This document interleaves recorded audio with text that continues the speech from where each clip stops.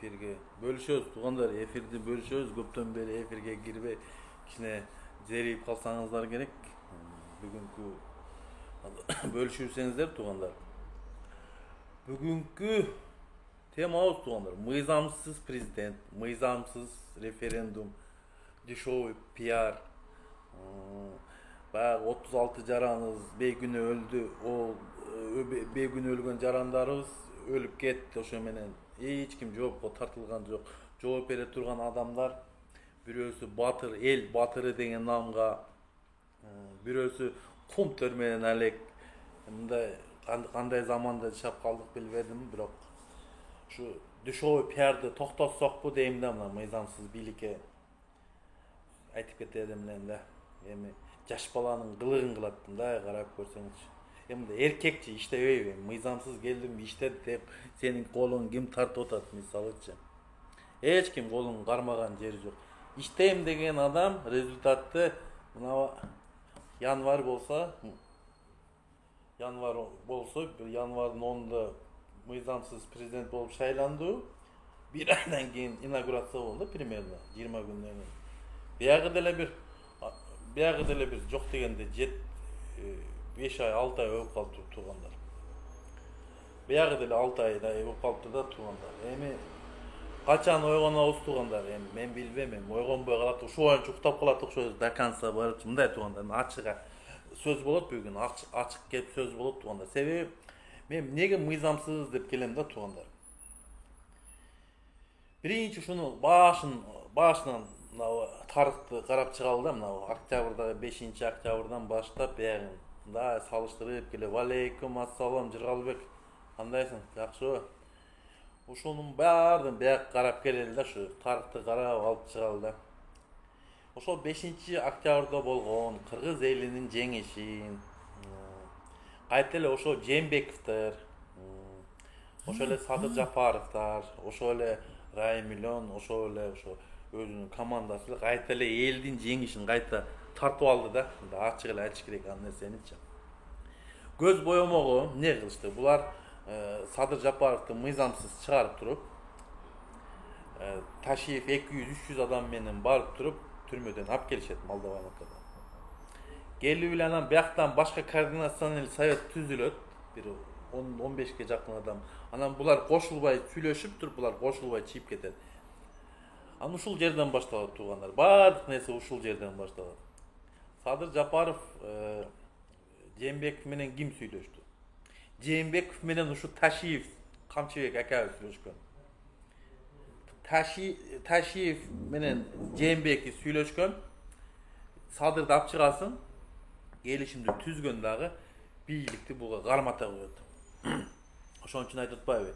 Баягы уюткуга эми жок дегенде ар бир президент аякта качып жүрөт. Бул президентибиз аякта качып жүрөт, бир президентибиз түрмөдө жатат. Эми жок дегенде баягы салт болуп эми кичине болсо дагы ушул президентте экс макамын берип, президенттерди камай бербей, качыра бербей ушундай салт кылабыз дебеди. Ошонун маани да. Андан кийин эмне болду туугандар? Андан кийин мына эмне болду? Ошол пенсионерлер акча берип атат деди. Акчаны каяктан таптыңыз деп суроо берди турабы? Пенсионерлер бербей эле ошол эле Жээнбековдер, ошол эле Раймилиондор бере турган адамдар берди. Ошол баягы президентский шайлоодо кетирген, агитация кетирген акчанын көбү каяктан келген? Бунун баардыгы арам акча туугандар. Мына ачык айтыш керек ал нерсе. Ошол Садыр Жапаров кетирген агитация, шайлоого баргандыгы баардыгы арам акча туугандар. Мына ачык айтайын, баягы көмүскөдө жүргөн, мындай чорныйдагы жүргөн арам акчалар туугандар. Ошо кыргыз элинин акчасы, урдалган акчасы, кыргыз элинин биздин чөнтөктөн урдалган акчалар туугандар. Баардыгычы. Ошол өзүбүздүн урдалган акча менен өзүбүз алып келтирип мыйзамсыз кылып туруп президентти коюп койдук. Мына эл тандаган жок буну. Мен ачык эле айтайын, буну эл тандаган жок туугандар. Бир 5-6 эле куча народ, мындай айтканда, аферисттер, мошенниктер, жуликтер, ошого окшогон зекпектер, ошондой авентуристтер алып келип туруп буну коюшту. Себеби bu менен келишим түзүлгөн. Башка кандидат келе турган болгондо, башка кандидат келе турган, булар менен келишимге барбайт болчу. Бул Садыр Жапаров ушуларга ыңгайлуу болгон туугандар, ыңгайлуу. Себеби өзүңүздөр ойлоп көрүңүздөр. Эмнеге ыңгайлуу? Ыңгайлуу дегеним бул любой адам менен сүйлөшүүгө барат болчу. Өзүңүздөр билесиздер. Бунун срогу 2025 жылдын 5 октябрга чейин 11 жыл 6 айга кесилген туугандар. Жээнбековдун малында бул Садыр Жапаров түрмөдө отурганда ыйгарым демде помилуйн орустар айтканда ырайым сураган. Өзүңүздөр билесиздер да аны, туурабы? Ошол ырайым сураган адам бул деген күнөөсүн мойнуна алган болуп эсептелет. Мына туугандар, ушул жерде жатат баардык нерсе. Буну өзүңүздөр тарыхта, мынау өзүңүздөр баардык нерсени ачып чыксаңыздар, баардык нерсе бар. Мен көргөн нерселерди сиздер эмнеге көрбөйсүздөр? Мен ошого таң калам да. Ошол туугандар. Эми мен силерден алдыраак жылып кеттим, же мен аркараак калып кеттим да, эл көрүп атпайбы? Туурабы? Эл көрүп атат. Мынабу адилетсиздик нерселер болду. Мыйзамсыз президенттикке барды, мыйзамсыз түрмөдөн чыкты. Мыйзамсыз премьер-министр статусунда туруп талапкерин президенттикке койду. Мына ушул жерде жатат туугандар. Баардык нерсе. Ошол кандидаттарга туугандар, ошол кандидаттар, ошол талапкерлерге, президент талапкер бирдей ыңгайлуу түзүлүш керек эле да, мындай айтканда. Баарына бирдей тегиз болуш керек. Жок, бул жерде андай болгон жок. Бул премьер-министрлигин тапшырган жок. Президенти ИО досуна спикерге тапшырды, парламент спикерге. А бирок премьер-министрди тапшырган жок. Ушул жерде туугандар мына мыйзам таласынан дагы чийип кеттик да туугандар мына. Анан бунун талапкерин каттаган СИК мына биздин шайлоо багы Шайлыбекова деген эжекебиз бар, туурабы? Ушул адамды каттагандыгы, себеби бул адамды каттаганга болбойт болчу. Себеби соттолгон адам туугандар. Булар жогорку соттун өкүмүн бир түндө райондун соттунун өкүмү менен жок кылып салып атат. Бул жогорку сот эми өкүм чыккан да, жогорку сотто өкүм чыккан. Жогорку сот өкүмдү калтырган, ошол боюнча калтырган. 11 жыл 6 ай боюнча калтырган, туурабы? Ошону жогорку сот райондук сотко жөнөтөттөр. Райондук сот менен буну актап коюп атат туугандар. Ана туугандар. Мына ушул жерде баардык нерселер ушундай живине чейин ушундай болот да туугандар. Ана. Эми тарыхта карады да, эмне үчүн мен буну мыйзамсыз дейм. Мен ушул нерсени айтам да туугандар. Аз келгенсип шайлоодо кетирген акчалар түрмөдө өзү отурса, каяктагы миллион долларлар, каяктагы акчалар, ошо агитацияга иштетилген акчалар. Ким берди? Эч кимде эчтеке жок туугандар. Кандай акча бул? Арам акчабы, адал акчабы? Мындай өзүңүздөр ойлоп көрүңүздөр туугандар. Будан сурабады беле. Булар сураганда бул пенсионерлер берип атат. Кече Аспеков деген жигит айтып кетти, түрмөдө отурат. Не деди? 10 миллионду мен кулагым менен уктум. Садыр Жапаров мага айткан 10 миллионду Жээнбеков берди деди. Буга да эч ким маани берген жок туугандар. Эч ким маани берген жок туугандар. Ошон үчүн туугандар, ар бир нерсенин убагы келет туугандар. Жооп берген күн да келет туугандар. Мен өз убагында мен айтып калам ал нерсени. Кийин бийликтен кеттип аркасына айтканыңар бул бир тыйын болуп калат туугандар. Мен сиздерге ачык айтып коеюн. Эркек болсоңор, калыс сөзүңөр болсо азыр айтып калгыла. Калыс сөз болсо азыр айтыш керек туугандар. Убагында кемчиликтери барбы? Убагында мыйзамды бузулду. Ошол нерсени айтышыбыз керек туугандар. Качанкыга чейин ушинтип жүрө берет. Бирөөнүн арыгын, бир бийлик келсе онун арыгын чагып, бир башка бийлик келсе онун арыгын чагып. Биз деген намыз деген болуш керек да туугандар, туурабы? Намыз деген болуш керек. Мына 30 жылдан бери деп сүйлөшөт. 30 жылдан бери. Мына 31-жыл кетти. Эмне өзгөрүш болду? Өзгөргөн жок бу жерде туугандар. Эчтеке өзгөргөн жок туугандар. Bir мошенник кетти, экинчи мошенник келди. Мына ачык эле айтайынчы, Bir жулик кетти, bir жулик келди. А эмне? Бетке айтканымда ачык сөз катуу болобу экен, же ачык болобу экен да. Айтыңыздарчы, кандай? Мен түшүнбөйм да. Эми мына булардын келгенден бери биягын айтайын эми туугандар. Өлүп кетсин о министр бул министерство менен кошуп чабыштырып керек болсо референдумду өткөзүп берди. Боптур, макул. Референдумду баардыгы кабыл алыптыр дейли. А эми эмне үчүн анда ошо Ош шаарында, Бишкек шаарында, Токмок шаарында шайлоолор, жергиликтүү кеңеш шайлоолор жокко чыкты. Андай болсо туугандар, мына референдумда жокко чыгыш керек. А боптур, референдумду кабыл алдык, боптур. Макул дейли, мыйзамсыз болсо да. Бирок биз мыйзам талаасына келишибиз керек да. Жаңы конституция алынгандан кийин туугандар, мен сиздерге ачык айтайын эми мындай. Жаңы мыйзам, жаңы конституция менен иштейм деген адам туугандар. Жаңы шайлоо президент шайлоо болуш керек. Мына конституцияны кабыл алдык туугандар, туурабы? Референдум өттү, мейли. Мыйзамсызбы, мыйзамдуу өттүбү? Эми өткөндөн кийин президент өз милдетин тапшырып туруп, жаңы шайлоого барыш керек. Мына жаңы президенттик шайлоо болот, мына жаңы конституция менен депчи. Азыр кандай болуп калды? Мындай болуп калды туугандар. Эски конституция менен президенттикке келди мыйзамсыз. Бул азыр 6 жыл отурат. А жаңы конституция боюнча 5 жыл туугандар, 2 жол отурат. 2 мөөнөт. 5 жылдан 10 жыл.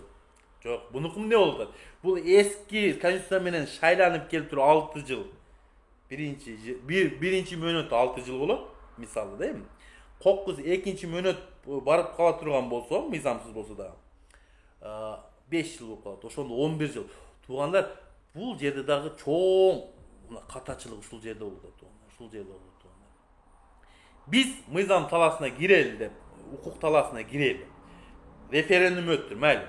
Танылды, танып алды, мыйзамсыз кызыгы жок. Бирок жаңы шайлоо өтүш керек туугандар. Жаңы президенттик шайлоо өтүш керек туугандар. Мына 28 октябрдан бери 2020 жылдан бери мына азыркы суроого өтүп кеткен парламент отурат дагы эле. Эч кимде кабары жок, качан шайлоо болот, парламенттик шайлоо качан болот. Эч кимде кабары жок туугандар. Булар эмне менен алек туугандар? Мына булар эмне менен? Сиздерге айтып кетейин, булар эмне менен алек туугандар.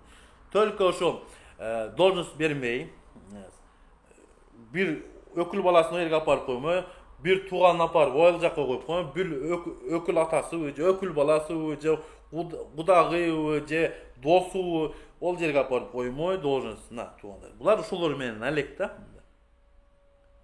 Ошолор менен алек. Булардын Кыргызстандын буларга кызыкчылыгы, кыргыз элинин кызыкчылыгын ойлогон жок буларчы. Бирөөсү ойлоп койгон жери жок. Ойлой турган адам болсо, кече Баткендеги 36 жараныбыз бейгүнөө өлүп кетти. Үйүндө уктап аткан жеринде. Мына ушул жерде бир адам кет баш менен жооп бере турган адам азыр элдин манайын буруп, ногун буруп, кумтөр менен алек. Кумтөрдө бок барбы? Алтын калбай калды дедиң го, туурабы? Бок барбы эми кумтөргө барып эми? Мына мен түшүнбөйм да, өзүнүн сөзүнө өзү карама каршы кылып атат да бунун нерсесичи. Бок бар аякта кумтөрдө. Сени мына мисалы мыйзамсыз президент деп туруп, мисалы келсе арбитражный судта адистериң жок. Нормальный утам деген адисиң жок элде. Бир нормальный юрист барып, международный аренага чыгып туруп, ошо Кыргызстандын кызыкчылыгын ойлоп, ошол жерде международный арбитражный судта отуруп, кумтөрдү защита кылып, Кыргызстанга алабыз, экологиянын компенсациясын алабыз деген бизде татыктуу да адис жок болуп атпайбы туугандар. Мына 30 жылдан бери ушинтип келип туруп, керек болсо ушу международный аренага чыккан юристтер жок экен туугандар. Анан каякта кыргыз элин кулакка тээп жүрөт. А бирөөсү жүрөт, УКМКнын төрагасы эл батыры деген наамга татыктуу деп доканцалар жүрөт. 36 бейгүнөө адам өлдү. Кийин жоопкерчиликке тартылат. Жоопкерчиликке тартыла турган адам экил адам. Мен айтып кетпедим, ким? Бирөө Садыр Жапаров, түздөн түз, кет башы менен. Экинчиси УКМКнын төрагасы Ташиев Камчыбек. Мына эки адам. Ушулардын тажрыйбасы жоктугунан, саясатты түшүнбөгөндүгүнөн, Sayasat degenim geosayasatты. İçki sayasat demez, geosayasat. İçki sayasatты tim boylu düşünbeydi bularça. Geosayasat, tışkı sayasatты düşünbөгөндүгүнөн, дипломатиянын жоктугунан, аяктагы популист сөздөрүнүн менен биз Özbekistan менен 100% чегара маселесин чечтик. Варукту алмаштырабыз деп. Өзүм билем, өтүгүм төргөйлем деп. Барып туруп ошол жерге барып учение өткөзүп. Ошол жерге барып садыр жап барып учение өткөзүп. Баткенге барып. А тажиктерге кандай түрткү болду бизге ошентип нападение кылып биздин границабызга кирип келгенге. Ошого да суроо бербейлби туугандар?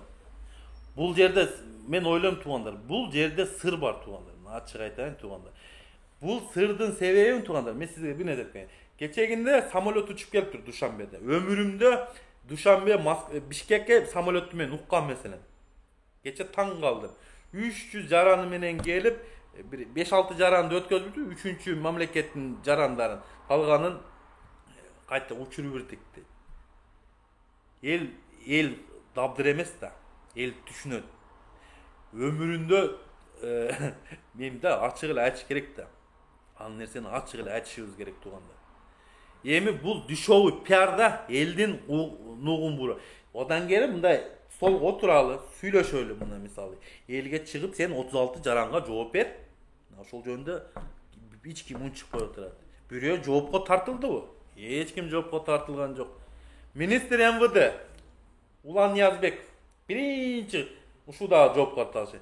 Министр иностранных дел бул да жооп бериш керек. Тажикстандагы элчи жооп бериш керек туугандар. УКМКнын төрагасы жооп бериш керек туугандар. Мына жооп бере турган. Садыр Жапаров жооп бериш керек. Бу жерде жооп бере турган адам өтө көп туугандар. Буну жооп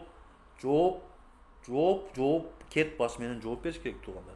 Баягы чымчыкта өлгөндөй унчукпай калып кетпейт да, турабы? Эми жоопко тартылыш керек да. Ким анда? Мен унчукпай отура беребизби? Ошол жерде канча деген үйлөрүбүз күйдү. Ошол жерде канча деген заправка ишканалар күйдү, мисалы. Айтпадыбы? Биз булардан компенсация албайбыз. Биз международный сотко бербейбиз. Биз өз кудуретибиз менен салабыз деп туруп Кытайдан карыз сурап атат. Бул эмне деген? Биздин жерибизге кирип келип, адамдарыбызды өлтүрүп, үйлөрүбүздү күйдүрүп, ошол жарандарыбыздын үйлөрүн. Ошол кечирим сурап, ошол дагы бир ошол жерде делегация келсе кечирим сурап жүрүп. Бул деген наданчылык, бул деген маңкуртчулук да турабы? Анан аз келгенсип Кытайдан карыз сурап, ошолорго жардам сурап. Кичине ойлонбойлу туугандар, ойлонолу туугандар. Эми болду ушунчалык бир жолу эле эми маңкуртчулук болбойт да. Кичине деген бизде деген намыс болуш керек да, эркектин намыс болуш керек. Ошону бир жигит чыгып туруп айтпайбы? Бишкекте турасың, каякта турасың. Мына ошо бир жигитибиз чыгып айта койду эле. Молдокматов түрмөгө тыгып койду. Не кылды? Түрмөгө тыгып койду. Ошо сөзүнө тыкты. УКМКнын төрагасын жоопкерчиликке тарталы дегенди. Молдокматовдун камалганы ошол себептен туугандар. Мына каерде жатат? Баардык нерсени ушул жерде жатат туугандар. Анан кийин карасаң эле коргошууну эми кече мына Россияга келип кетти. Тоба кылдым, Россияга келсе, бу мен силерге келгенин айтып берейин, эмнеге келди? Ачыгын айтайынбы? Мына укуңар келип атабы? Мында ачык айтайынбы? Мында ачык айтайын да эмнеге келгенин. Бунун келгенин себеби туугандар. Буну атайын чакырды консультация кылып, эртең күзгө барып кокус, биз өзүбүздүн адамыбызды коебуз деди. Аны өзүңөр билесиздер. Ал ким экенин мен сиздерге айтпай эле коеюн. Биздин сар балабыз бар, өзүңүздөр билесиздер. Ошо баланы Россия кызыктар, ошо баланы президент кылгангач, Кыргызстангачы. Ана ошон үчүн буну бияка чакырды, Сочиде сүйлөштү. Короче, сүйлөшө турган сөзүн айтты, түшүндү, анан келди. Мына туугандар. Mına uşul жерде баардык нерсе ушул жерде жатат.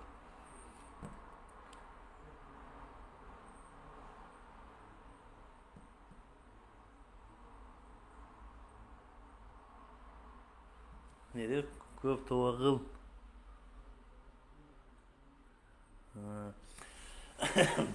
Мына туугандар, ушул жерде баардык нерсе ушул жерде жатат. Баардык нерсечи. Ойлонолу да туугандар, эми кара. Бул тажрыйбасы жоктугунан, билими жоктугунан, саясатты түшүнбөгөндүгүнөн туугандар. Ушунун баардыгы келип Баткендеги события ушудан болду туугандар. Акылсыздыгынан болду. Мына ушул жерде жатат туугандар. Жалаң куда сөөктөрү, дос тууган уруктары, бир досу спикер болуп турат. Бир досу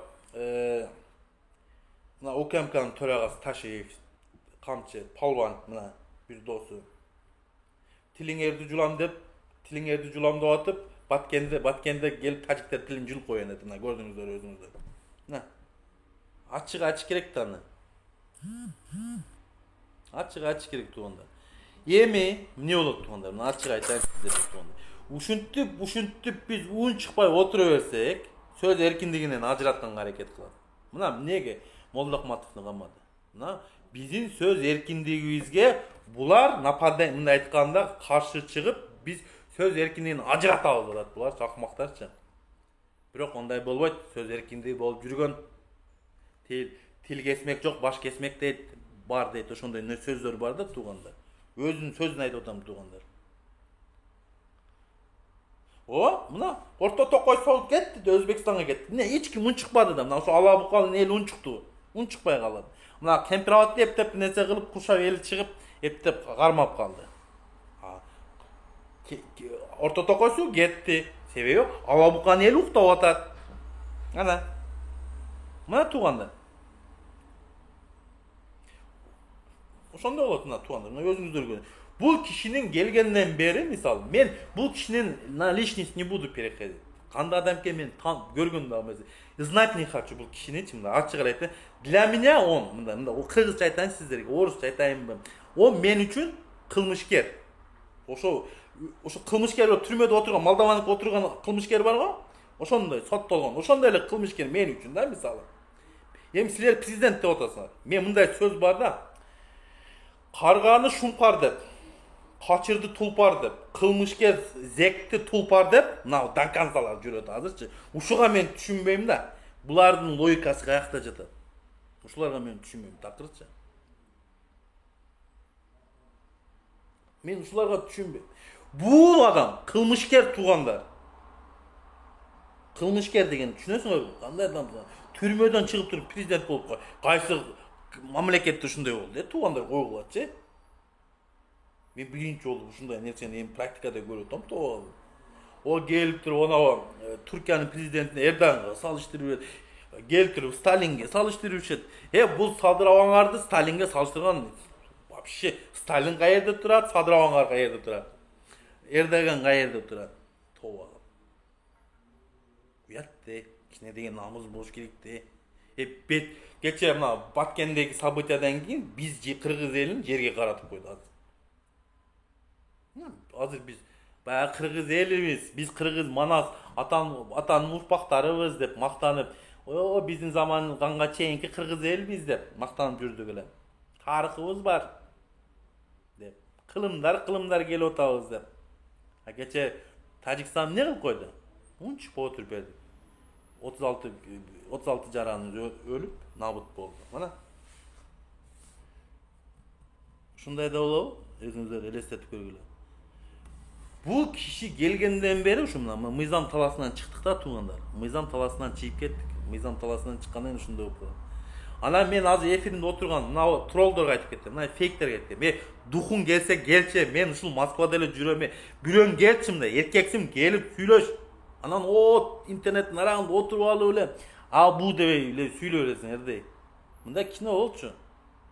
Чабылсам мен өзүм үчүн мен коркпойм, мен чабылсам чабылып. Зато намыз үчүн чабылган бул чоң эрдик болот. Зато мен акыретке чейин мен бул адамды президент катары тааныган эмесмин, кылмышкер гана тааныган буну. Болду, все. Мына акыретке чейин мен сиздерге айтып атам го. 36 жаранга да ушу бейгүнөө жаран өлгөн жарандарга да ушу Садыр Жапаров күнөөлүү. Мына ушу бар Кыргызстандагы бардык мына азыркы болуп аткан окууларга бардык ушул киши күнөөлүү. Бардыгын ушул киши күнөөлүү. Ушул хаос, ушул тупикке киргенибиз бардыгы ушул адам күнөөлүү, туугандар. Биз кеч боло электе ойлонолу. Жаштар, айрыкча мен курактагы жаштарга кайрылып кетейин. Көрдүк, мына şu aldap gelip atat, kaysi prezident gelmesin aldap öyle gelip atat. Aldap öyle gelip atat. Bunun dele afiriz. Bu dele oşolardan ayırması yok buna. Yani bunlarga salıştırmayım, onu arka prezidentke salıştırmayım. Bunu salıştırırsam bunu bir sivitoy kılıyor öyle. Bu tupoy. Bunda aytganda döp arası. Sadır Japarovça. Belki emi Akayev bilimdi, Bakiyev bilimdi, Atambayev bilimdi. Anam belki Jeenbekov degen kolxoz olem. Kine buga salıştırmalı kine minde bilim dura.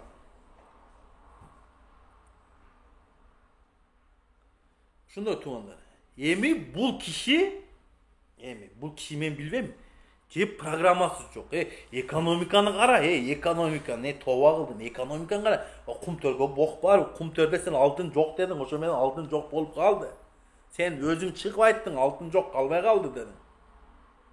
Onda sen aldıgan ekensinden de, turabı. Aldıgan ekensinden. Значит biz oşoğa barışыбыз керек eкен. Bul bizde aldaptıranda. Aferes ekensinden de. Şonda ötüğanda. Erteminen bir süylöydü, geçinde bir süylöydü.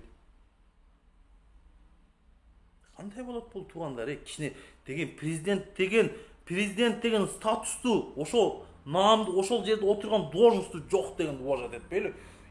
Проходной дом кылып алдык. Ошол президенттик орунду проходной, мимо проходящий бомж келип отуруп алды да, мындай айтканда, бомж дебейли, мындай кылмышкер алып келип, бродяга. Ачык айтайлычы, мына бродяга келип отуруп алды. Бул жерде мен жамандагыш эмес туугандар. Бул жерде мен кемчиликтерин айтып атам. Мыйзамсыздыгын айтып атам туугандар. Мен эмнеге күйүп атам? Мына мыйзамсыздыгы. Кече Тажикстан не dedi? Sen kim bolup kaldın? Sen geçeginde kim eleng, hazır kim bolup kaldın? Sen zegeleң de koydu o. Toğatmaya koydu o. O şoda da mına mıйзамсыздыгынан bolup atıyor. Şunu desek. Şu mıйзамсыздыгынан oşol Tacikistan Respublikanın diktatörü Rahman toğatmaya koydu o tuğanda. Rahman Bu kini oylonu olur de. Oylonu tuğanlar. Merde bir jarıtır. Ayal kişi barıp balan karasaňar. Ayal kişiler menin efirimde ne var? Men efirime ekserge jakpasa görбөй ogula. Men efirim jakpasa çıkıp ketkile. Amna Aspekov'ta mına aytып atat. Aspekovga sotko berdi Jeenbekov. 10 milyon dolar için berdi de atat. Uyat de. Yani beri 10 milyon azdık kılat. Odan da köp bergen tuğanlar. Mına açık ele aytış kerek. Mümkün odan köp bergen. 100 milyon bergendir. Kaktan bilesiz? Hiç kim bilmez. Geçe kusturup atağız dep kança degen adamlardan akça aldı. Oşo akçalar kayakı gitti. Biri gördü oşol akça kayakka düştü. Je UKMK'nın töregasının çöntögüne gitti. Je Sadır Japarov'un çöntögüne gitti. Kim kepildik beret oşol akçalar oşo mamleketke düştü dep. Hiç kim kepildik bere albaydı tuğanlar. Sebebi mıйзамсыз kusturup atat da tuğanlar. Sottun çöçimi жоқ tuğanlar. Uşul jerde dagы mınawa bilimsizligin gösterişip atat da. Mıйзам talasında kusturam dese, mıйзам talasında sot öküm çıkarış gerek. Günösünün moyununa algandan keyin ökümdü çıkartıp şunça kompensasiya, штраф dep жазыш керек. A bizden de ol bolup atat da tuğanlar. Misalı Oşole Matraimov, например, 2 milyar төлödü dedi. Oşole bizim bывший pремьер-министр Jumaliyev, например, anın da zavodlarını alıp reyderski захват alıp koyuş neyim. Reyderski захват deyil, ne deyil. Mına mıйзамсыз, erten bul bilik ketkenden keyin, azırkı mıйзамсыз kusturup atpayı. Oşolar çıgat dağı bizim mamleketke иск берет туугандар. Ушул Садыр Жапаровдун билиңин малында мени мыйзамсыз кустурушту деп туруп биздин мамлекетке иск бере турган болсо, биз международный же европейский судка бере турган болсо, биз ошол жерде утулуп калабыз туугандар. Кийин анан ошол мыйзамсыз кустурган акчаларды бергенге туура келет. Ошол нерселер биздин чөнтөктүн, карапайымдын элдин чөнтөгүнөн кетет туугандар. Мамлекет эмнеден турат? Мамлекет ушул коомдон турат. Ушул коом ошо Садыр Жапаровду мыйзамсыз болсо дагы финансировать этет, мында ачык айтайынчы. Финансировать. Биз чөнтөгүбүздөн айлык төлөп беребиз ошол чиновниктерге. Ошол президент биздин чөнтөгүбүздөн айлык алат. Ол чоң атасынан, жо чоң энесинен калган жер эмес, ал жер. Иш эмес туугандар. Биз качан гана түшүнөбүз. Качан биз гана түшүнөбүз. Карапайымдын элдин чөнтөгүнөн биздин акысын биз төлөп берип атабыз. Biz bular biz üçün işleş gerek. Biz bular üçün emez. Kırgız karapayım eldin aldığında bular slogan naroda boluş gerek. Ha yok bizde anda emez de. Bu şu Sadır Japarov'un çöntögünden getetkan tuyuluş. Sadır Japarov geçe 6 ay murun, 7 ay murun, gimmele 8 ay murun, gimmele. Hazır gim bolup kaldı. Oylonu olur da tuğanda.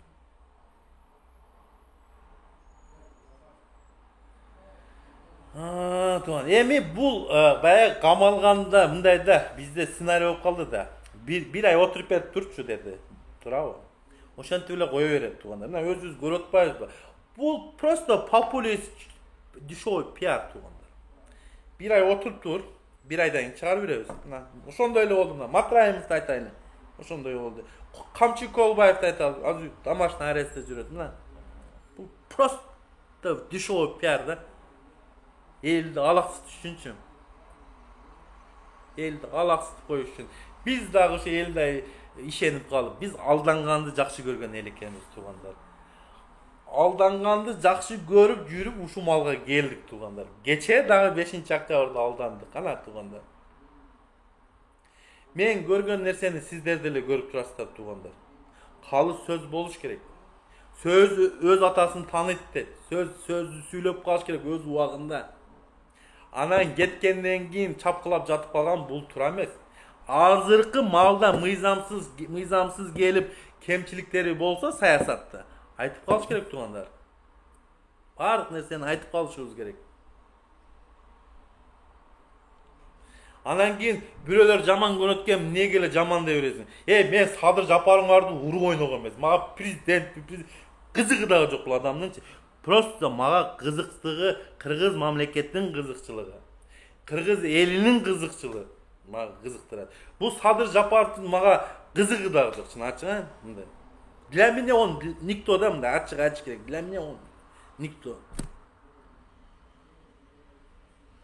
Чын. Адам катары может жакшыдыр, бирок саясатта тажрыйбасы жок. Надан, мындай айтканда жулик, аферисттерди, мошенниктерди, ошондой адам саясатты жүргүзүп аткандыгы мага бул кемчиликтерин айткан мага удабойт десем, ачык айтайын. Себеби мен өз убагында айтып калам. Кийин анан бул кеткенден кийин, мына бийлик келет кетет деп тура, анан аркасынан мына кошоматтар сүйлөп калат. Мына азыркы докансалар, троллдор ушулар да анан фейктер баштайт ушунун аркаларында кеткенден кийин, бийлик кеткенден. Ооба биз туура айтканбыз, бул аферист эле, бул мошенник эле деп. Түштөн кийинчи. Мен бир бийликтин арыгын чапкан адам эмесмин менчи. Бир бийликтин арыгын чаппайм да, Кудай кааласа. Мен эмнеге дегеним туугандар. Кемчилик болгон жерде айтыш керек туугандар. Кемчилиги барбы? Саясатта кетирдиби кемчиликтер? Айтыш керек аны. Карап отурбаш керек. Камап коёт, о кылып коёт. Камаса камайт да эмне? Камап койсо унчуп отурер. Бүгүн камаса эртең башкасы чыгат. Ошондой мына туугандар. Мына жерде Ислам Кулушев деген жигит жүрөт. Ким экен? Сен кимсиң? Менин эфиримде троллдор жүрөт. Мына Садыр Жапаровдун докансалары жүрөт азырчы. Бул эфирде отуруп алып интернет аркасында сүйлөшөт. Мында чыгып келгенде на лицо не может сказать. Мен ачык айтайын. Бетке айта албайт. Erkeksin betke gelip ayt ошондой нерселеринчи. Анан о наракта отуруп алып, сүйлөп атып, батыр боло бербегиле туугандар. Жакпайбы эфирим, чийип кеткиле. Мен эч кимди мындай зордуктап кармап отурган жерим жок. Кимсиң Саша Белый дейт го, кимсиң сен? Мен сени тааныбайт экенмин. Саша Белый.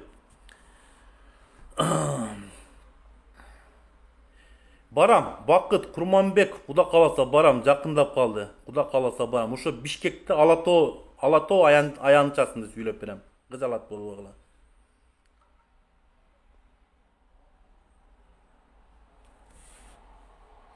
Бакайга мени салыштырбагыла. Бакай бул Садыр Жапаровдун трол. Садыр Жапаровдун арыгын чапкан адам. Мен эч кимдин арыгын чапкан эмесмин. Чаппайм дагы менчи. Кемчилиги болобу, ким болбосун, кайсы президент болбосун мен айтам. Садыр Жапаров башка президент келген учурда эле кемчиликтери болсо мен айтам. Мен любой жерде айтам мен. Кайсы президент болбосун. Кайсы президент болбосун мен айтам. Себеби кемчилиги бар айтам. Убагында айтып калыш керек сөздөрдүчү. Мына ушулардын айынан мага окшогон сыртта жүргөн мигранттар бизге окшогон бир миллионго жакын мигранттар 1,5 миллион болсо керек мына. Ушулардын айынан, ушулардын тажрыйбасы жоктугунан, ушулардын билими жоктугунан, ушулардын кара курсагы тойбогондугунан, ач көздүгүнөн бизге окшогондор сыртта мына башка мамлекеттерде мигрант эмес, убактылуу сыртта иштеп жүрүшөт. Ушу окшогон биздин акылсыз, билимсиз чиновниктердин айынан. Анан аз келгенсип мына мамлекеттик ишканаларды саттыкка коюшту. Бир завод, бир өзү айтканда бир спичка завод курбаппыз деп Өзбекстанга барып 50 жыл аркада калып кеттик деп келди, турабы? Эми аз келгенден кийин келип туруп, эми азыр ошол мамлекетке караштуу ишканаларды эми аз саттыкка койду, менчиктештирүүгө. Буну кандай көз карашта болосуңар? Бир кирпич бир завод курган элек. Bir kirpiç koy elek iş yerine tuğandı. Anan kim mülk alsın. Sen kimsin Sadır Japarov? Sen kimsin? Aytçı, sen elden suradın mı? Mına uğağında Askar Akayev bilimdi, ilimdi, akademik dep ayalı übülösünü işenip жүрүп, ошо менчиктештирүүгө берип, ошо экономиканы талкалаган ошо Аскар Акаев болот. Ушул Аскар Акаевдин аркасында паткалимдер жүрүп, акыры жарга барып түрттү мына паткалимдер. Пакта коёрлор, мына ачык айтайын. Мына эмне болду? Мына ушунун айынан ушул азырга чейин кыргыз эли запкы келип жеп жүрөт мына туугандар. Мына бирөөсү Россияда, бирөөсү Европада. Балдары Кыргызстанда чоң энеси чоң атасынын колдорунда. Тайненсинин колдорунда, эже карындаштардын колунда. Балдарын өскөнүн билбей калышты көбүчү. Рахмат, жыргал. Балдарын өскөнүн билбей калды.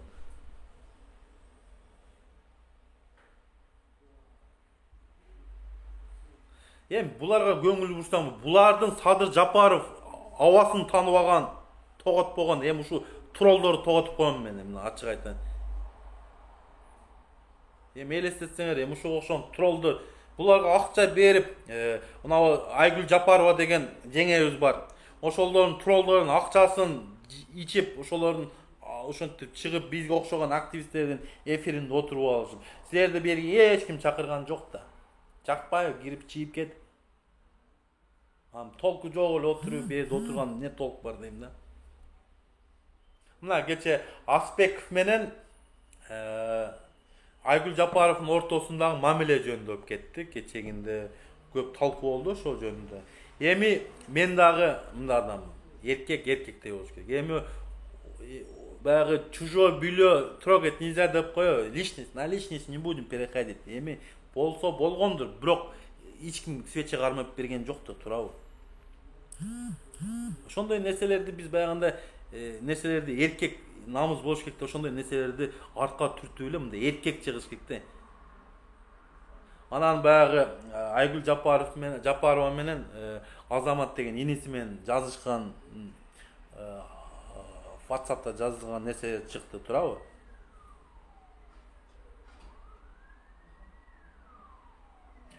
Мына ошол нерселерди көрүп карап турсаңар, эми айтып атпайбы? Ошол жеңе ушул Садыр Жапаровго эле деп экөөнүн сүйлөгөн сөзүн көрүп, экөөнүн сүйлөгөн СМСтерин окуп чыгып таң калдым да. Мелис Аспеков ошо Садыр Жапаров деп бир жолу түрмөдө отуруп чыкты, 2 жолу отуруп чыктыбы, билбейм канча жыл отурдум. Эми бу жерде мындай болуп атат туугандар. Мында ачык айтыш керек. Мен Мелис Аспековду актаган жерим жок. Бирок бир жери бар, калыстык сөз болуш керек да. Мен алган эмесмин, поличным эч ким кармаган жок дейт. Поличным эч ким кармаган жок дейт. Действительно, если поличный эч ким кармабаса, бирөөнүн көргөзмөсү менен эле камап коюп атат да бунучу. Бул жерде чоң сыр бар туугандар. Чоң сыр бар. Эмне үчүн ошо УКМКнын түрмөсүнөн алып чыгып туруп, общийга тыкты туугандар. Билесиздерби? Билбейсиздер. Буну бекер кылган жерде. Бул ортодо көп нерсе бар. Сырлар көп туугандар. Булар аста-аста ачыкка чыгат. Мына эми чыгарам деп атыптыр Аспеков. Мен билбейм. Чыкса көрөбүз. Ошондо мына жүзүн көрөбүз. Жүзүн көрбөсөк деле билүүлө жүргөнбүз да. Биз билебиз да ким экенин. Садыр Жапаров ким экенин билебиз. Бардыгы билип калды да.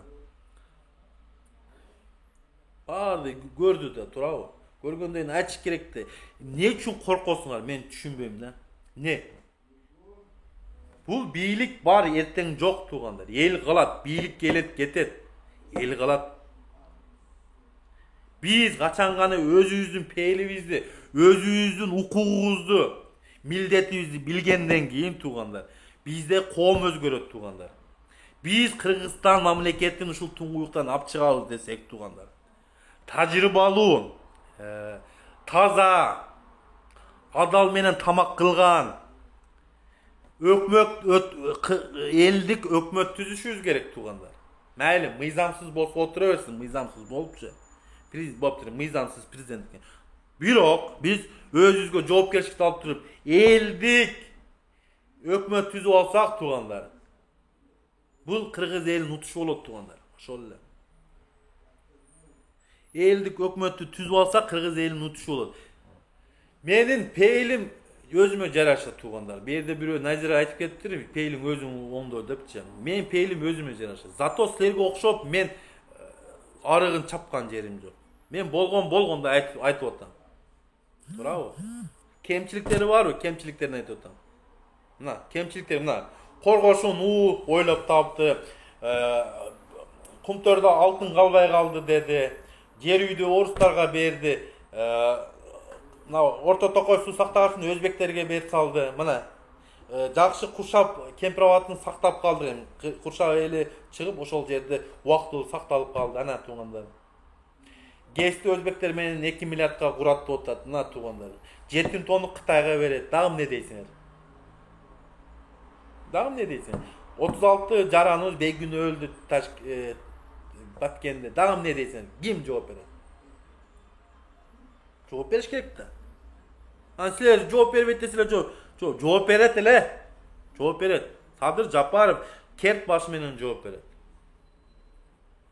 Керт баш менен жооп берип, ошол өлгөн жарандарыбыз биз калтырып койбойбуз антипчи. Анан кийин кече ошо Мелис Аспеков менен Айгүл Жапарова жеңебиз менен экөөнүн мамилеси бар экен деп защита кылып, каякта жүрдүңөр эле калыс сөзүңөр болсочу. Кечегинде Адахан Кимсанбаевичти Орозайымга үйлөп коюп, Адахан Кимсанбаевич Бадиеванын ортосунда кызы болуп Орозайым. Ошентип жүргөндө силер каякта жүрдүңөр эле. Ошо азыркына троллдорго айтайын, фейктерге айтайын, доконцаларга айтайын. Ошондо силер каякта жүрдүңөр эле. Ошондо ошо биздин Орозайымдын аброюна шек келди. Адахан Кимсанбаевичтин аброюна шек келди. Бадиеванын аброюна шек келди. Силер каякта карап жүрдүңөр эле. Калыс сөзүңөр жок эле го. Эми азыр Садыр Жапаровдун Мелис менен ортосунда мамилеси бар экен десе, азыр коргоп жатып калдыңар. Эмнени коргойсуңар? Коргой турган өзүнүн шефи бар, мыйзамсыз президент бар. Мыйзамсыз президент коргой берсин. Өзү мыйзамсыз леди болду. Ошо мыйзамсыз президент коргой берсин. Силерсиз деле коргоо болот. Калыс бу адилет сөз айтылыш керек да. Туурабы? Адилет сөз айтылыш керек ал нерсеничи. Калыстыктан кайтпаш керек туугандар. Кандай болбосун туугандар. Акты ак деп, караны кара деп туугандар. Акыретте да жооп берген күн келет туугандар. Эртең ушулардын бийлигин кылган кылмыш, мыйзамсыз кылган, адилетсиз кылган нерселерин жашырып, жаалып турган адамдар убагы келет туугандар. Ар бириң Кыргыз элине жооп берген күн келет туугандар. Ар бириң Кыргыз элинин алдында жооп берет. Ар бири жооп бересиң. Унутпагыла ал нерсени. Ойлобогула. Жооп бересиң Кудай кааласачы. Бу абаңар мыйзамсыз келди, мыйзамсыз кетет туугандар. Мына ачык айтайын. Мына өзүңүздөр тарыхты алып көрүңүздөр. Мына Бакиев кантип келди? Акаев качып Бакиев келди. Не болуп кетти? Мыйзамсыз куулуп кетти, туурабы? Мына. Бул нерсе келе турган нерсе туугандар.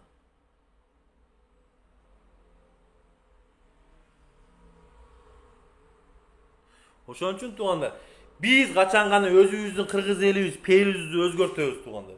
Эми мен билем кыргыз элинин ичинде таза инсандар, адилеттүү инсандар, калыс сүйлөгөн инсандар өтө көп туугандар. Мен билем ал нерсеничи. Эми мынау биздеги баягы бир 100ге 200ге жакын мындай акчанын кулдары бар да туугандар. Мына ичиндечи ушу может 1000ге жетпеген ушу акчанын кулдары бар туугандар. Эми может 2000ге жетпейби. Ушуга окшогон түлкү жүздүү дейбизби? Акчанын кулу дейбизби? Бийликтин арам ойлорун аткарган зат дейбизби? Ошого окшогон адамдар болуп келген убагында. Боло берет. Кайсы бийлик келбесин кызматты өтөшөт. Бул ошо Шералы хандын малында болгон, ошо Кудайыр хандын малында болгон, Кокон хандыгында болгон болуп келген боло берет. Бул интрига болуп келген туугандар. Мына ачык айтайын. Мына окшогон ушундай сөздөр бекерден айтылбайт туугандар. Шамал болсо теректин башы кыймылдабайт дейт да туугандар. Ошон үчүн Алымжанга бир почка салып, сал эми азыраак түшүп калыптыр. Ким ол Алымжан ким? Эми бу жерде мен мына көбүнчө эле аял кишилер экен. Böyle.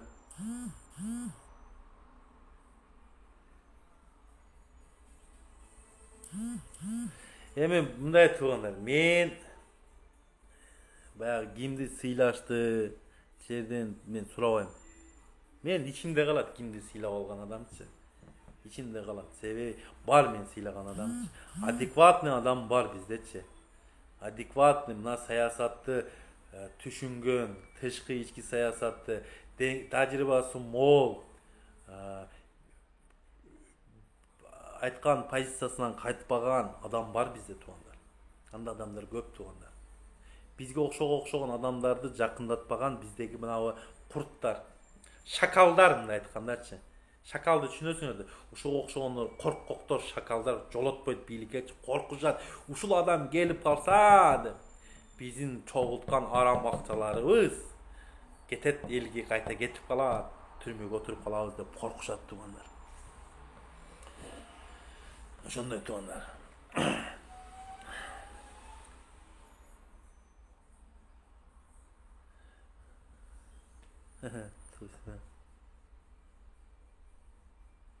Рахмат, Жыргалбек.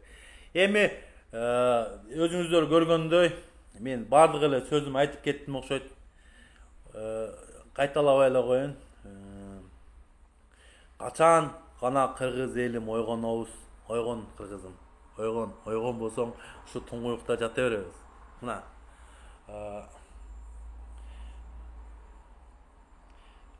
майдын баасы 130-140ка чыгыптыр Кыргызстанда.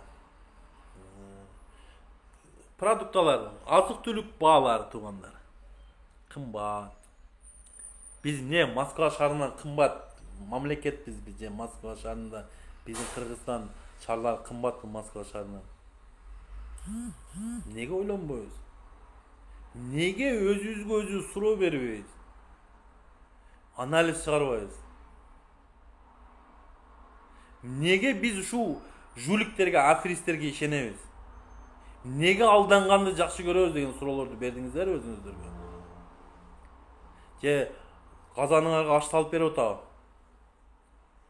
Эч ким аш салып бербейт туугандар. Эч ким аш салып бербейт туугандар.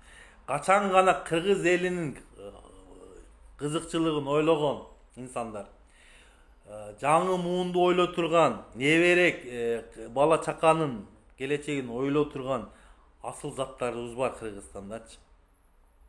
Өтө көп жакшы адамдарыбыз бар туугандар. Мен ошол элдин айта турган сөзүн уккум келет туугандар ушул маалдачы. Ушул өз мезгилинде айтып калсын дейм.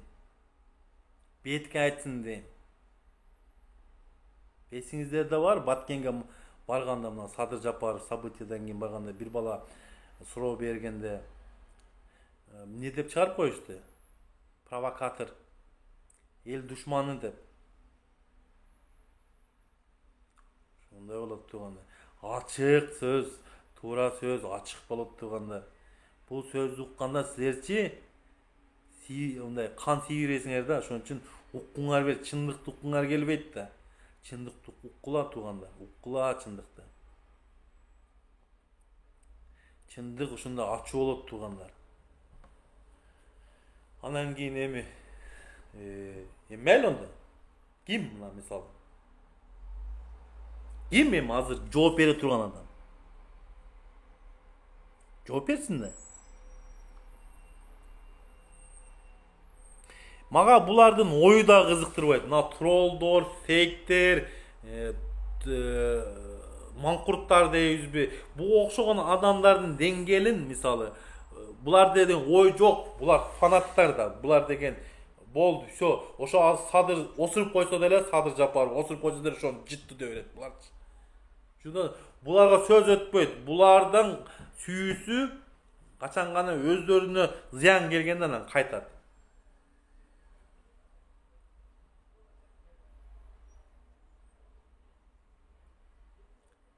Булардын сүйүүсү ошондо кайтат. Себеби мына бир эле ошол Мелис Аспековду айтып кетели. Мелис Аспековдун сүйүүсү кайтты, мисалычы мына от души кайтты Мелис Аспековду.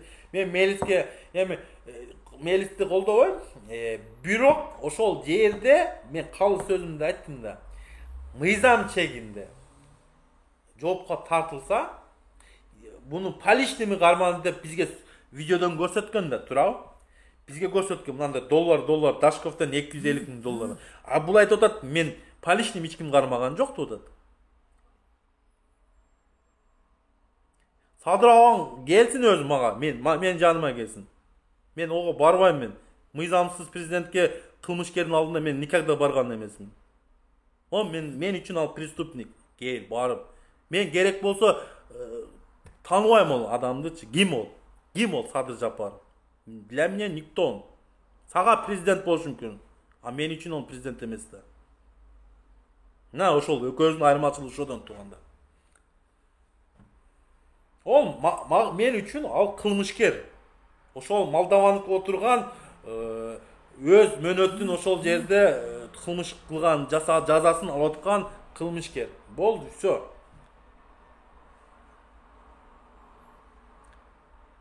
Эми бул кумтөрдү айтып кеттим да. Бул просто популист элдин нугун буруп ошол жака болбосо бул кумтөрдөн таанылган, кумтөрдө алтын калбай калды деди. Болду деп, всё. Бул кишинин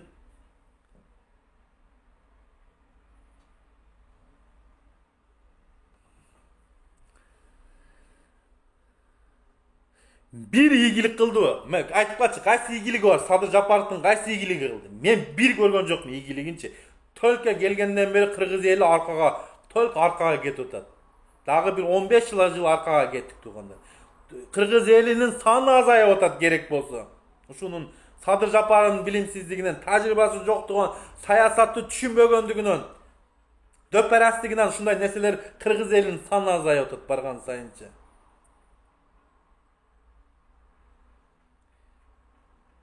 Padişah kaçan padişah olur. Kaçan uşol 3,5 milyon el tandaganda ошондо чыныгы падыша болот туугандар. Мен ачыгай анан каяктагы 300-400 миң адам шайлап коюп, фальсификация кылып шайлап койгон мыйзамсыз президенттерди ошон үчүн мен тааныбайм деп атам менчи. Мен эл бузар эмесмин. Силер эл бузарсыңар, силер доканзалар эл бузарсыңар. Мен айта берем. Менин оозум жаба турган силер эмессиңер. Gerek bolsa Sadır Ağalar gelsin özü. Gelip olsun cevap getsin. Kıyın bolsa. Sadır Ağalan jolukkandan korkot. Mana açık aytan, menin gözüme çıkıp süylөгөндөн korkot gerek bolsa. Efirdi görüp otursa gerek.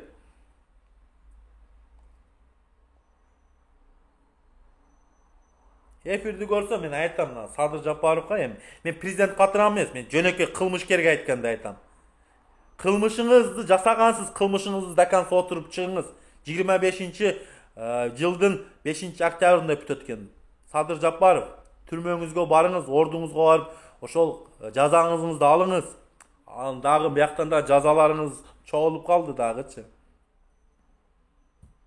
Жазалары чогулуп калды. Мына 36 бегүнө жаран өлдү, мына бир мыйзамсыз президенттик шайлоодо иштеткен акчалар туган. Bular pajizini смертный казнь болса смертный казньге кетмек bular. Men ayt, bunu Tekebаев, men emes Tekebаев деле айтып жүрөт го. Мыйзамсыз бийликти басып келишип, узурпация власти деп. Рахмат. Узурпация власти, bular мыйзамсыз бийликти басып алды. Эмне үчүн Малдахматовду камайт да булар камалбайт? Буларга да мыйзам чегинде мыйзам баарына бирдей болуш керек да. Президентине деле, жөнөкөй жаранына деле баардыгына бирдей болуш керек да, туурабы? Мыйзам чегинде болсак баардыгы камалыш керек, азыркы бийликтин мыйзамсыз отурган бийликтин баардыгы камалыш керек.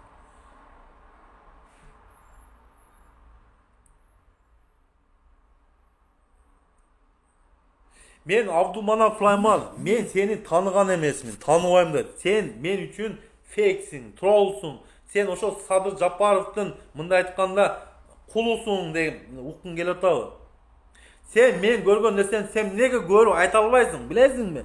Себеби sen акчанын кулусуң. Ошо акчага жөрмөлөйсүң. Керек болсо акчага үй бүлөңдү сатасың сенчи. Ошо. Чындыкты айтканда эмне чычалайсыңар? Неге чычалайсыңар? Мен түшүнбөйм. Çalağın ne gereği var? Mıyzamdı gel boptur. Mıyzamdı gel meni şuntip özünü mıyzamdıştırsan men sen tanıyım mı, tanıbayım mı? Sen hareket kıl da men şol. Her bir jaran sen tanış üçün sen hareket kılışın gerek. An için ne kılışın gerek? El üçün işteşin gerek. Anday bolgon jok da. Bu 5-6 kuçan elge işte otpayı. Elita dep koy, özörün elita dep koy. Oşok işte otpayı. Ошо işte отпай bu. Ne kıldı? Başka ne kıldı?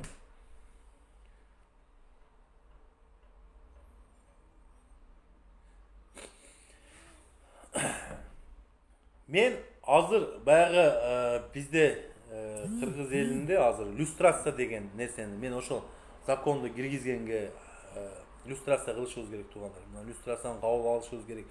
Мынау чиреген, пиреген, мынау мыйзамсыз, сыйзамсыз баарды жокко чыгыш керек да, баарды жокко чыгыш керек да.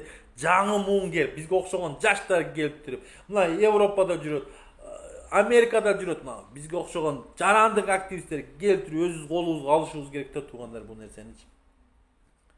Колубузга алып туруп мына окшогон мошенник, сашенник, жулик, пулик бардығын түрмөдө ушул отургузуп чиритип, ушу экинчи кыргыз элине чыккынчылык кылып айтырган кылыш керек да булардычы. Андай болбой атат да туугандар. Андай болбой атат. Бир кичине акчанын айынан кул болуп атабыз. Акчанын айынан кул болуп атабыз туугандар. Биз деген кыргыз эли, байыркы эл, кылымдан келип аткан эл дейбиз, өзүбүздү мактап келип. Az келгенсип кече тажиктерге жер каратып койду, тажиктерди границабызга кирип келип. Ана.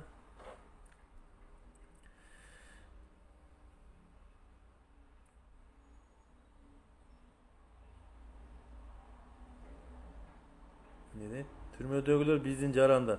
Мен түрмөдө отурган жаран менен ал режимный объект, ошол режимный отурат, ушу түрмөдө отурат.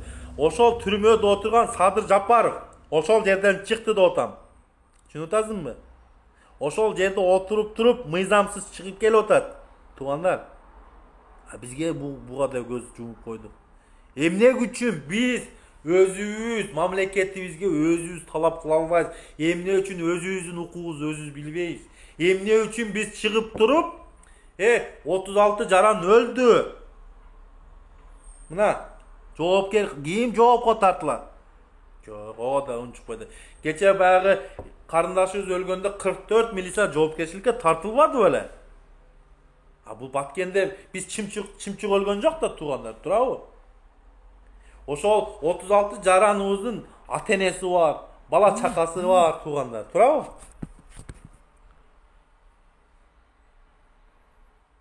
Туган урук дегени бар, туугандар. Анан 1 миллиондон берип компенсация кылып алдаганы бул туура эмес, туугандар. Ар бир жарандын жаны өлгөн, мына өлгөн, мисалы, ар бир компенсация 1 миллион бул аздык кылат, туугандар. Ошол эми биз жараныбыздын жанын 1 миллионго бактаппыз да. 1 миллион сомго. Мындай айтканда 12 миң долларга. 12 миң, 11 миң доллар. Жок. Ошондой 11 миң, 12 миң долларга баалаппыз да. Согушты ким кылды? Саша Белый. Оны аваң тупой, учение өткөзөм деп провокация кылып, оны Ташиев деген акаң Варукту алабыз, алмаштырабыз деп. Ошону айынан болуп атпайбы?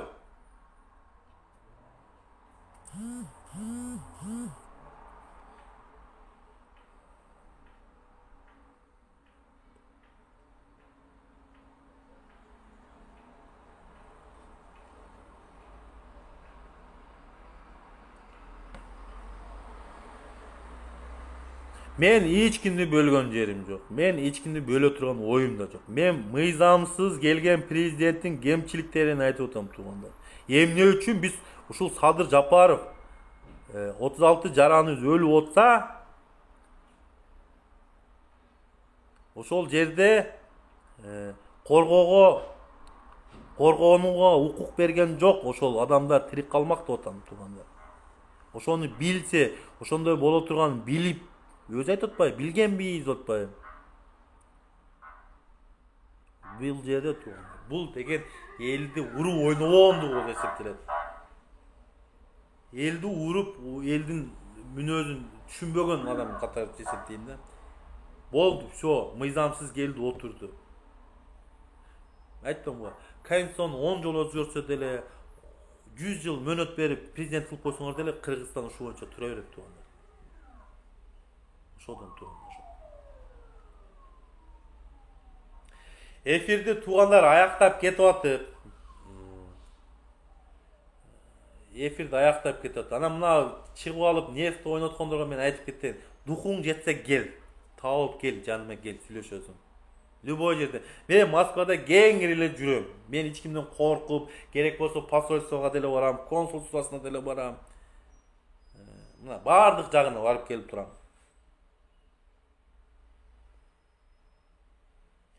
Ошон үчүн туугандар, мен сиздерди эфирди аяктап кетип атып, туугандар. Мен кыргыз элин чакырып кетейин. Ыймандуулукка, пейилибизди өзгөртөлү, туугандар. Ар бир жарандын укугу бар. 36 жараныбыз бейгүн өлдү. Ошого жоопкерчиликти жооп бере турган адамды жазалайлы, туугандар. Жазаланыш керек бул адам. Бул адам мынтип өтүп кетпейт, жазаланыш керек. Себеби ошо арбактарда урат ошо адамдардычы. Ошон үчүн эфирди аяктап кетип, мен сиздер менен саламдашканча, эфирге мен эми будан кийин күндөгө чыгып турам, туугандар. Себеби мен убактылуу башка шаарда болуп калдым эле. Келип эми мына күндөгө чыгып турам. Эми күндөгө нервиңерди козгоп турам, мына троллдорго айтып кетейин. Ошон үчүн троллдор аманчылыкта, көрүшкөнчө эртең абаңар жөнүндө да көп нерсени айтып берем, туугандар. Ошон үчүн пока бардыгыңыздарга. Мен сиздер менен Бекиев Эмил Маликович.